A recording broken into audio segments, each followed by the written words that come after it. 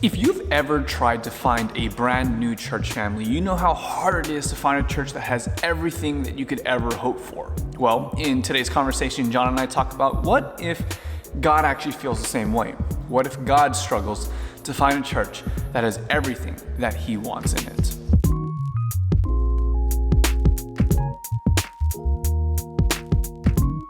Chapter 3 of the book Letters to the Church is entitled The Order, and I really loved the illustration that he opened it with. He said, imagine you're at a restaurant and you are ordering a steak and you're hanging out with your family. You wait Which neither of us would do, by the way, because we are vegetarians. That's right. Oh, that's so funny. You became vegetarian because I came and visited you and talked about being vegetarian. So have you actually not ordered steak or had meat since then? No, I have. So I will have meat every now and then. Okay, fair enough. But Air is vegetarian now. My wife is vegetarian now for I think a month or so. Wow. We've got her on it as well. So you guys are awesome. I mean, that was probably the easiest, I'm going to use the word conversion, because, vegetarians and vegans get that rap, right? I'm not a vegan. I'm a vegetarian. I also don't care if you eat meat. It's totally cool. But I think we just had a 30-second conversation about it. And you're like, oh, I'm sold. Let's do it. Okay, cool. God gave me a soft heart during that conversation. Good for you, man. Awesome. So the story is, imagine you ordered a steak or whatever it is. The waiter comes and then they give you a plate of spaghetti. And the waiter's like, don't worry, this is the best spaghetti that you could have ever hoped for. It's amazing. Our chef has won awards and all this kind of stuff. Would you be happy if you received spaghetti when actually you ordered a steak? And obviously the answer is no, of course not. But the follow-up question is, could this be how God feels about the church? That He has ordered something when He thinks about the church, and yet we've delivered something far different. Yeah, this was quite convicting, and especially I know then He moves forward and sort of connects this example with actual things that God has in His word ordered of the church, and then sort of what we delivered to Him, or what we order from church actually really is what it is, and then what the church actually delivers to God and to us. Yeah, I mean, if you've ever watched the John Christ video on church shoppers or whatever it was, I forget the name of the series that he did. It's so funny because he points out literally what we are all thinking about when it comes to trying to find a church community. Do they have great music and speakers? Is the coffee good? Is it locally sourced? Or what is the vibe of the church? And we're looking for all these kind of exterior and surface level things. But what God is looking for in a church is vastly different than what almost any of us think about when it comes to looking for a church. There were a couple things that really stood out to me, but I want to know from you, what stood out to you in this passage where he talks about what God is looking for in a church? Yeah. So one thing that at first I was very convicted by it, and I was thinking, oh, he's so right. We want a certain style of speaking. We want a certain volume of music. We want coffee. We want childcare. And God actually calls us to love one another, as He has loved us. God, calls us to look out for the orphans and the widows. Mm-hmm. But the more I thought about it, the more I thought, I'm not sure if all of those things are mutually exclusive. Okay. In that, if a church is providing, easy access and parking for single mothers, this is an expression of the church perhaps caring for widows and single mothers. Okay. The reason at best, the reason a church has age-specific ministries is an expression or a desire to help connect people with other people who can love them in the season that they're at. So I think in the book, my sort of thoughts on it were that Francis Chan put those two lists as though they were totally mutually exclusive. When I actually think at its root, the reason that all of these different ministries, whether it be the coffee bar or the children's ministry or whatever it is, the reason that they were started was perhaps to fulfill one of God's commands for the church. It's just now been sort of twisted and become something extra rather than seeking to fulfill the original command. That's so interesting, because I definitely didn't think about it from that perspective. I was reading through it and I'm like, yeah, it's on the left or it's on the right. It's one or the other. Right. But I love this, that you're trying to see, no, like, obviously people who run churches are not in it. I mean, this is not true of everybody, but I would say that the vast majority of people who are in ministry are not in it for themselves or for the money or anything else like that. I have so many friends who are pastors and none of them make a great living. It's like, it's a labor of love. And so when I think about a church, I got to remember the hearts of the people behind it. The reason why they're doing it is ultimately good, even if it might not be the ultimate expression of how God wants it to be done. The thing that was convicting to me the most, because this is something that I know is not part of like my regular habit or practice. This is not something that I do at all, was when he referenced James, when it said that, pure and undefiled religion is to take care of the orphans and the widows. And I know that for me, that's a glaring hole in my life. Yeah, absolutely. I think there was a lot of just very basic throughout this whole book, not just throughout this chapter for me, but a lot of just like basic instructions that are given in the Bible that I'm like, oh man, I'm not sure I'm actually doing that at all. It was very almost like Shane Claiborne-esque. Yeah. In what was that book that Shane Claiborne wrote many, many years ago? I'm blanking on it now. I can't remember. It's the one on urban ministry and yeah. And I felt like that's what he did almost throughout that whole book, was just like, let's actually look at just the basic, simple commands of what Jesus and what the early church said, and let's just go and actually do that thing. Yeah. And I do think that there's a portion of it that's like, can we just simplify? Can we simplify it back to what did this college ministry that we've all started at our church, what did it originally seek to do? What command from Jesus was it originally seeking to meet? And if it wasn't, then why are we doing it? So I wasn't planning on asking this question, but with the many ministries that you kind of participate in and run digitally, where do you see your ministry fitting into the commands of Jesus? Yeah, so one, and this is something we've talked about quite a bit, but specifically with YouTube, it is Jesus's command to go into all the world and make disciples of all nations. Mm-hmm. So with my channel, for example, I have anywhere between 15 and 20,000 people a day from over 150 countries watching my videos. And if you'll notice, the vast majority of my videos are actually focused on discipleship. They are deeper Bible study curriculum. I did a 9-part series, 7-minute videos each on the fruits of the Spirit. Like, these are not. Every now and then I have a more evangelistic video or whatever it might be, but the vast majority of the content that I'm creating is purposefully to help disciple people and help them go a little bit deeper and grow in their faith.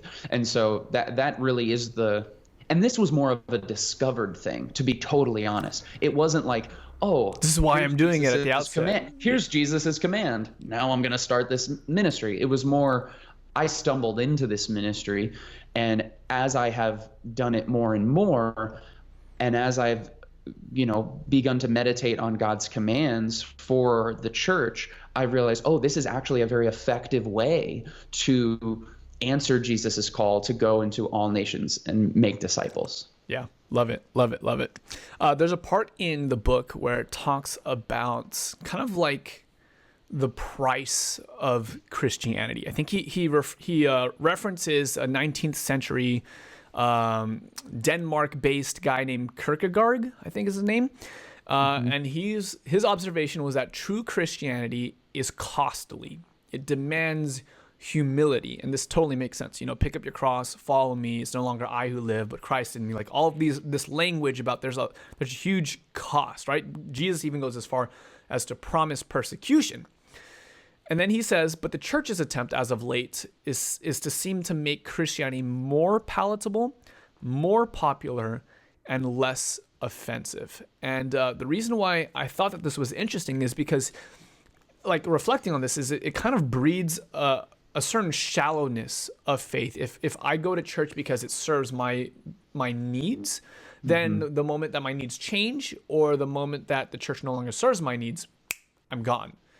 And so there's this interesting like tension between the cost of Christianity, but then also like what I also believe to be true, that doing life with Jesus is better. That Jesus says, "I've come to give them life and life more abundant." How do we do this well? Yeah, I think it's almost that same question as we talked about in the previous video, which you haven't watched that, go and watch chapter 2. But talking about sacred, like how do we walk the line between sacred and approachable? And I think this is sort of a similar question and it's not one that I even think I have a really good answer to, except for, and this is something, once again, not to go back to my current church that I'm attending, but they are very unashamed to say that their Sunday services are specifically designed for people who are coming in and perhaps looking for maybe even a little bit more of like they have a little bit more selfish desires when they're walking in.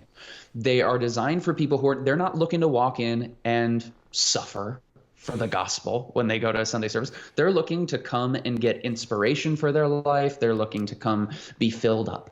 And that's what their Sunday services are for. So then now, how do they get them to that deeper level of the cost that Jesus has? Yes. So then once they get there, but their goal is not for anyone who goes to their church to exclusively come to those Sunday services. Maybe that's how you're introduced to it, but eventually it's then to start going to their midweek services. All the midweek services, we just literally read through the Bible and talk about it verse by verse by verse. It's not flashy. It's just pure discipleship via God's word. Then there are small groups, then there are small groups that people can get into, and then there's serving opportunities both within the church and outside in the community. And I think so it's kind of this idea of like getting you into this like wide funnel almost.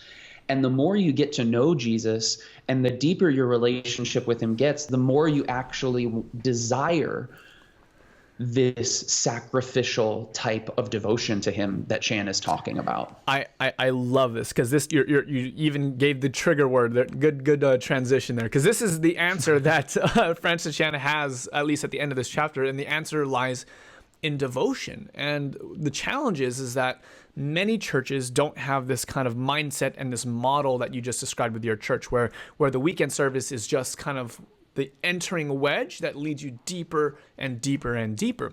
He goes to say that part of the problem is that so much of our efforts are to maximize like the 1 hour service that people will come to in a week. And we try to cram prayer and praise and confession and teaching and everything into 1 hour. But the better question, the bigger question is that why are people only willing to commit 1 hour per week to God, to the thing that they claim matters most to them in their entire life? And so I love what your church is at least attempting to do. Do you feel like they're doing that well? Like yes, in the fact that they have recognized that that the Sunday service, they've sort of created this funnel. Now, I think one thing that and I think a lot of churches can do better with is the fact that when you walk into the church on Sunday morning, it feels like so much energy and so much attention and intention has been put into this Sunday service. And then you go into some things throughout the week, and sometimes they just feel a little thrown together. Right. So they sort of feel like an afterthought. Do you feel like the answer then is that the midweek stuff and all the peripheral stuff, the energy needs to go up and the production needs to go up? Or do you feel like it's the Sunday services need to come down? Or like, how do you see the solution to that? I think it's more not necessarily energy or production value as much as it is attention and intention, because there is so much thought and so much planning and so much crafting that goes around those Sunday services. And just because you don't have lights and slides and iMag and all this stuff at your midweek services or small group doesn't mean that there shouldn't be just as much attention and intention and planning and prayer going into those things, because that's the stuff that's going to bring people deeper. So here's the question then. If the solution is devotion, how do we create or how do we facilitate our ministries in a way that leads people to deeper devotion? I think one thing is perhaps creating that funnel. And that's something that I have even done in my own YouTube channel.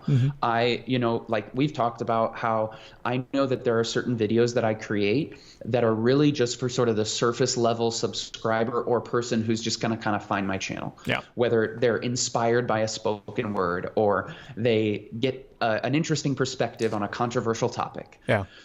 And then there's the funnel of bringing them into the deeper, perhaps a little more hard-hitting stuff, like my weekly internet's favorite Bible study. That is, there's very little flash surrounding that. It's just me simple. sitting in front of a camera talking about the Bible chapter by chapter. Yeah. And that's, I think, being more aware of that funnel and also being unashamed about the fact that it exists. Being very clear, like when someone shows up and they've been coming to your church for 3 years and only ever come to a Sunday service, being very clear about it, like, that's not our hope for you. Yeah. Like, we're glad you enjoy these services, but our hope is actually that you would dig in and you would set your roots here. Yeah, that's so good. And largely reflecting on those conversations I've had with you and another one of our mutual friends, Alan. Shout out to Alan Parr with Shouts The to Beat, Alan, The doing a great Beat. job. That's something that I've been really strategizing around for myself. How can I lead people deeper and deeper into God's word and to help them grow their faith and, hopefully lead them to a deeper devotion to God as well. And so loving the conversation. I think that these are the kinds of questions that those of us who are in ministry, we got to be asking ourselves more and more of. Hope you guys enjoyed that video. Of course, let us know your thoughts in the comment section below. To continue this conversation and this journey, go ahead and click your tab right over here to go to John's channel and continue the series. Oh yeah, did I mention that you can get the audiobook for free if you just use the link below? Because that's a thing too.